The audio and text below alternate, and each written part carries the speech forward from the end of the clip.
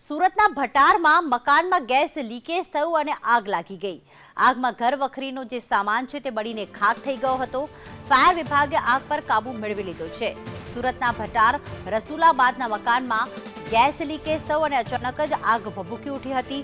જોકે ઘરમાં જે પણ ઘર વખરી હતી તે બળીને ખાખ થઈ ગઈ છે।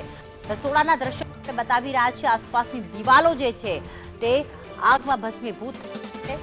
ફાયર વિભાગની ટીમ દ્વારા ગણતરીના સમયમાં જ આગ પર કાબુ તો મેળવી લેવામાં આવ્યો, પરંતુ જે દિવાલો હતી, જે ત્યાં ઘરવખરીનો સામાન પડ્યો હતો તે બળીને ખાખ થઈ ગયો હતો। ફ્રીજ છે, ટીવી છે, કપડાં છે તે સહિતની ઘરવખરીને મોટું નુકસાન થયું છે। ફાયર વિભાગની ટીમ દ્વારા સમયસર આગ પર કાબુ મેળવી લેવામાં આવ્યો છે, ત્યારે અન્ય ઘરમાં આગને ફેલાતા તેમણે અટકાવી દીધી હતી।